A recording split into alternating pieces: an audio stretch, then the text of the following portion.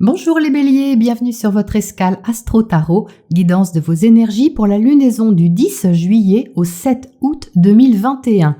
La nouvelle lune en Cancer propose une nouvelle impulsion de votre vie familiale, privée, tout ce qui touche vos racines et votre refuge intérieur.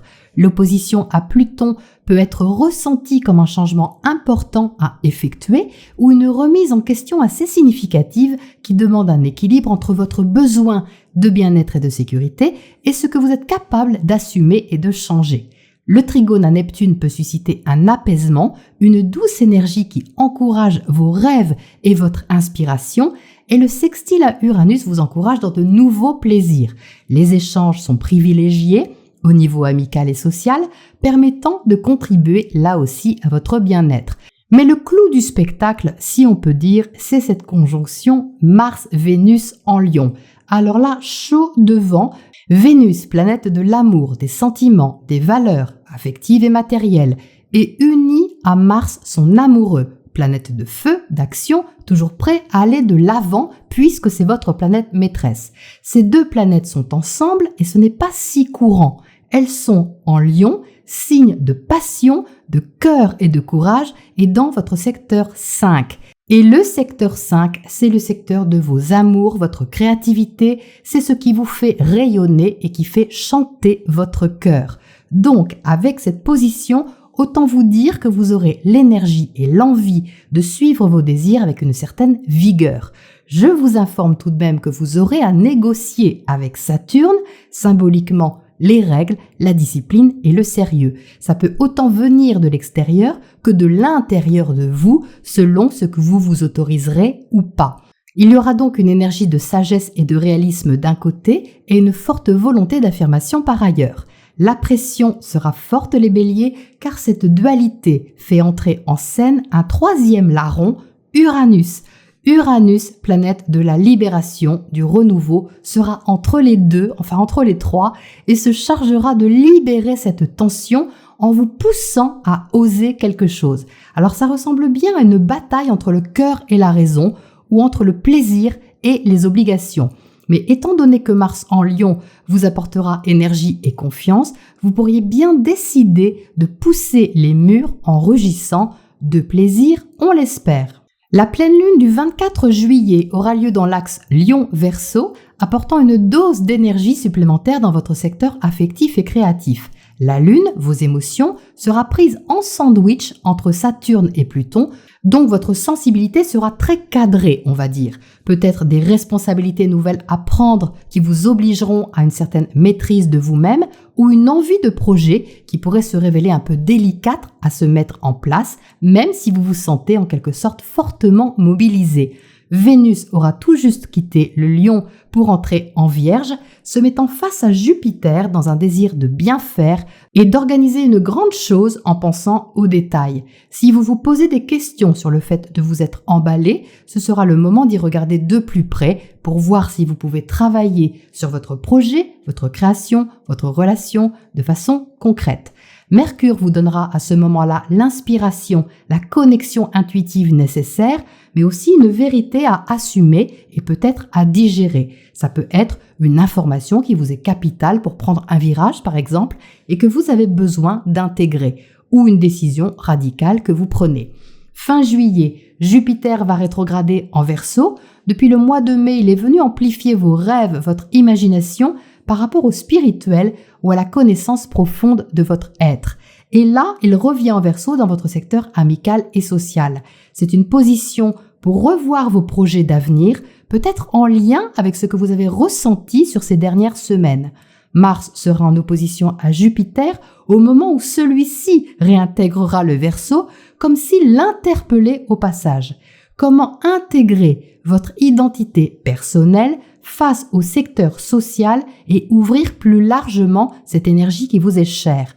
Vous pourriez voir plus clair début août, la conjonction de Mercure au Soleil en Lion favorisera un échange important ou une compréhension éclairée. Mais la conjonction formera la même tension que Vénus et Mars en début de lunaison, vous vous souvenez? Donc là où il y aura eu une étincelle, un plaisir, un désir, il y aura une réflexion qui suivra le même chemin avec le même besoin de libération. Alors il ne s'agit peut-être pas du même événement sur tout le mois, car quand l'univers veut nous montrer quelque chose, il peut se déguiser sous plusieurs formes, mais en résumé, la question va être d'exprimer clairement vos intentions sans passer par 4 chemins et peut-être de prendre des décisions qui s'imposent par rapport à ce qui compte vraiment pour vous. En bref, intensité au programme avec gestion de l'intensité. Vous voilà un peu mis au parfum les béliers et on passe au tarot pour les effluves supplémentaires. Alors les béliers, voici votre tirage. Donc on a beaucoup de volonté, une très forte volonté qui frôle aussi la question du pouvoir. Je vous explique comment ça se traduit.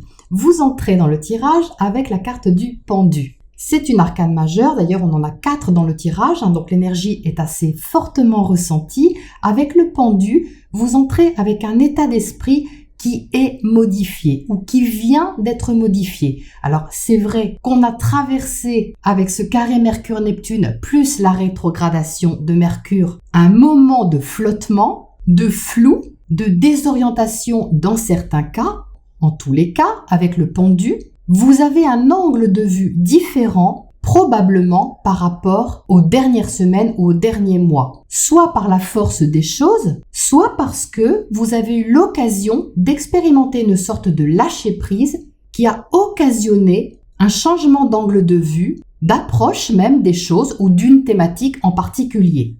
Et qu'est-ce qu'on a donc sur cette lunaison? Eh bien, on a une très forte volonté d'honorer quelque chose. Vous êtes en dessous avec l'empereur. L'empereur, dans votre position, c'est ce que vous êtes capable de montrer au monde, d'affirmer, de créer et de bâtir. Parce que l'empereur, c'est un bâtisseur. L'empereur est une carte de pouvoir qui est reliée au pouvoir de construire son propre empire, sa vie, sa sécurité. C'est les moyens que vous vous donnez pour consolider quelque chose, une relation, une situation, une activité, ou l'envie que vous avez en tête. Parce qu'on voit bien ici que vous avez quelque chose en tête et que ça demande à descendre dans la matière. L'empereur est relié à la matière, le pendu est relié à l'immatériel. Vous voyez qu'ici, les 2 têtes sont en connexion invisible, donc il s'agit de trouver le moyen d'honorer quelque part votre inspiration. C'est d'autant plus fort que vous avez l'impératrice en dessous. Donc l'empereur et l'impératrice sont un couple, c'est le couple.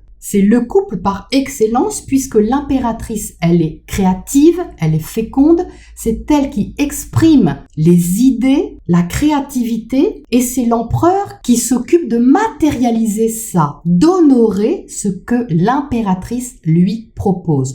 On se trouve donc ici avec la conjonction Mars-Vénus en Lion. C'est vraiment très clair. Et comme cette conjonction a lieu dans votre maison 5, la maison du lion justement, la maison des amours, des projets, de la créativité, de tout ce qui vous fait rayonner, eh bien vous voyez qu'ici, vous vous trouvez dans une position d'assumer quelque chose qui vous est propre, qui vous est personnel, ou en tout cas d'avoir envie de le construire et de le bâtir. Pour autant, il y a des aspects à apprivoiser sur ce cycle lunaire. Ce n'est pas forcément très fluide ni très facile. Ça ne veut pas dire que c'est négatif. Ça veut juste dire qu'il y a des défis et des challenges. Ici, il y en a un avec le 7 de feu. Le 7 de feu peut rendre un peu réactif, mais en même temps, il apporte beaucoup de passion parce que le feu est une carte d'action, donc une carte motivante qui donne envie vraiment d'aller de l'avant. Mais on voit bien qu'à côté du pendu, ce que vous avez en tête n'est pas encore tout à fait apprivoisé. C'est pour ça qu'il y a une certaine réactivité, parce que d'un côté, vous pouvez être très aligné avec ce que vous voulez, vous pouvez vous sentir en phase vraiment profonde avec une partie de votre être, et de l'autre côté, peut-être au niveau extérieur, au niveau social, ou au niveau de la façon d'extérioriser un peu officiellement ce que vous ressentez intérieurement, peut demander un certain effort. À mon avis, ce n'est pas vraiment un problème parce que vous avez ce goût de l'effort ici, justement grâce à cette forte volonté. Ce qu'il y a plutôt à apprivoiser, c'est le processus. C'est-à-dire que ce lâcher-prise, quelle que soit la façon dont vous l'avez expérimenté, il ne s'arrête pas ici. C'est-à-dire que vous êtes invité à l'emmener encore parce qu'ici, vous avez certainement appris quelque chose. Même si c'est subtil, au niveau du mental, il y a pu avoir comme un allègement, un soulagement ou le dégagement peut-être d'une façon de penser. Vous êtes ici avec le 6 d'air au centre et au centre, c'est l'énergie moteur sur toute la lunaison. Le 6 d'air, c'est un besoin de s'alléger l'esprit, de voir les problèmes, les conflits, les pensées, les croyances d'un peu plus haut. Vous voyez que ce bateau, il vole dans les airs. Donc même si vous n'êtes pas dans votre élément habituel et naturel, eh bien vous avez pu ressentir ou vous pouvez peut-être encore ressentir une sorte de bouffée d'oxygène, d'élargissement de votre horizon ici. Et vous avez envie certainement de garder ça, de construire à partir de ça. Parce que le 6 d'air, c'est vraiment très agréable. Et puis c'est pas courant ici, dans ce jeu de tarot. Un bateau qui vole, on voit pas ça tous les jours. Donc, on peut sentir qu'il y a peut-être quelque chose qui vous a donné des ailes ou qui vous a donné des voiles pour faire avancer votre bateau d'une autre façon que d'habitude. Mais c'est pas abouti parce que le 7 de bâton, le 7 de feu, cherche à agir d'une façon très enthousiaste, oui, passionnée également, mais qui demande à se poser dans la matière pour ne pas justement être tout feu, tout flamme, uniquement en réactivité par rapport à ce qu'on ne peut pas contrôler, mais pour redescendre la thématique au niveau d'une organisation accessible, assumée et posée, afin que votre projet, votre activité ou votre relation ait tout de même un certain cadre. Vous voyez qu'ici, on a le 4 de Pentacle. C'est l'emplacement de la nouvelle lune en Cancer, placé ici. C'est tout ce qui vous rassure, tout ce qui vous nourrit aussi. C'est votre refuge intérieur. Et avec le 4, il y a tout de même une certaine prudence. Avec le 4, on est dans le confort. Ça ne veut pas dire le confort matériel, financier ou autre, mais le confort de ce que vous connaissez déjà, de ce qui est habituel pour vous. Et là, on voit bien que quelque chose est un peu réveillé parce qu'ici, la passion est forte et la volonté est forte également. Donc, qu'est-ce que ça demande? Eh bien, un ajustement au niveau du mental. Vous voyez qu'ici, il y a le 5 d'air. Ça vous invite donc à ajuster quelque chose, peut-être au niveau du quotidien, peut-être au niveau de l'échange avec quelqu'un, de la compréhension d'informations aussi, qui peuvent être tout simplement des idées ou des informations aussi à assimiler. Même si vous avez eu l'occasion ici de voir les choses sous un autre angle, vous en faites ici votre angle. Mais pour ça, il y a une étape à franchir pour vous adapter ou vous réadapter à ce que cette volonté va rencontrer en face de vous. Dans le secteur relationnel, on a le fou et le fou, c'est justement une toute nouvelle aventure. C'est un chemin dont vous ne connaissez rien. Il y a tout à apprendre et ça peut en même temps vous motiver, mais en même temps être un défi pour vous. Comme tout ce qui est nouveau, c'est tout à fait normal d'être en même temps stimulé et inconfortable. Mais ça va se dégager parce que vous avez le roi d'épée en haut. Donc vous voyez, vous passez du 5 d'épée qui cherche un peu les marques au niveau de l'assimilation de nouvelles idées ou de la mise en place d'une idée avec sortie de zone de confort nécessaire à la maîtrise ensuite de ce qui a été initié ici. Parce que le roi d'air, il est dans une toute logique et dans des principes qui sont très carrés, très arrêtés et très cadrés. C'est comment faire évoluer votre pensée, votre raisonnement et votre approche des choses pour réaliser, assumer et bâtir ce que vous voulez. Le roi d'air ici, c'est le discernement, la logique et ça passe pas du tout par le sentiment ni l'émotionnel. L'information, elle est ce qu'elle est. La réalité, elle est ce qu'elle est. Il y a des règles à respecter peut-être ou une sorte de procédure pour que tout soit en règle en quelque sorte. Il y a un risque à prendre ici avec le fou et avec le 4 de Pentacle, eh bien vous calculez le risque. Il y a quelque chose à regarder avec beaucoup de réalisme pour voir si vous sautez le pas en quelque sorte ou pas. Donc vous êtes motivé ici par le relationnel puisque le fou se trouve de l'autre côté. Peut-être que vous êtes sollicité aussi, ça se peut, et que vous avez à équilibrer cet appel, on va dire, avec vos propres besoins, votre propre volonté et le pouvoir que vous avez de donner corps à ça. Alors, qu'est-ce qu'on a sur ce 7 de feu pour commencer? Parce que là, j'ai l'impression qu'il peut y avoir comme une réactivité entre des règles qui sont peut-être à suivre, qui sont claires, nettes, précises, et qui vous demandent aussi de lâcher prise sur quelque chose en particulier. Alors, qu'est-ce que c'est justement?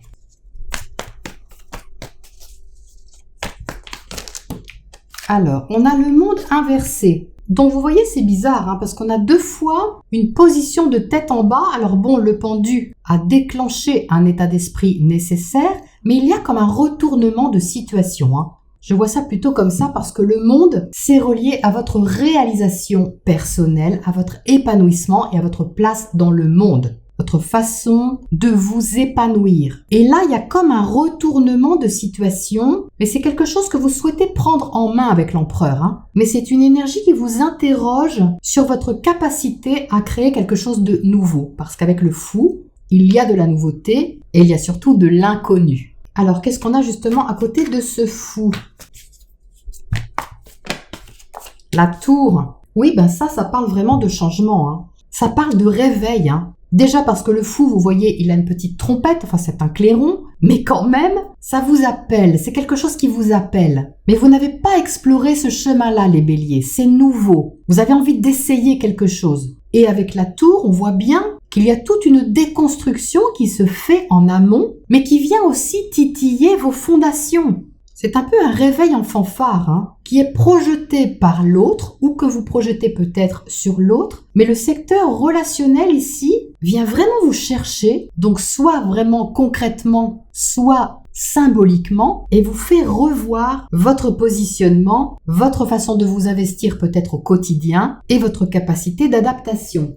C'est peut-être quelque chose que vous n'aviez pas prévu, les béliers, au départ, Parce qu'avec le fou et la tour à côté, il y a une sorte de sursaut quand même, de libération aussi, parce que ce sont 2 énergies qui sont très libératrices, mais du coup vous n'aviez peut-être pas prévu ça, et ça demande justement ici organisation, lucidité, réalisme, logistique, sens pratique et créativité. Ben oui, tout ça en même temps. Alors qu'est-ce qu'on a à côté de ce 5 d'épée?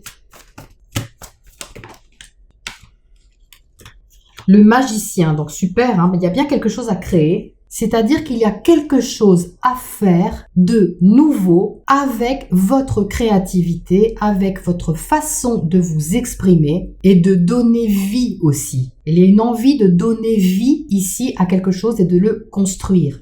Donc ça demande à mon avis une remise en question qui est toute personnelle, mais qui peut vraiment être très intéressante. Qu'est-ce qu'on a comme oracle conseil pour terminer là-dessus ?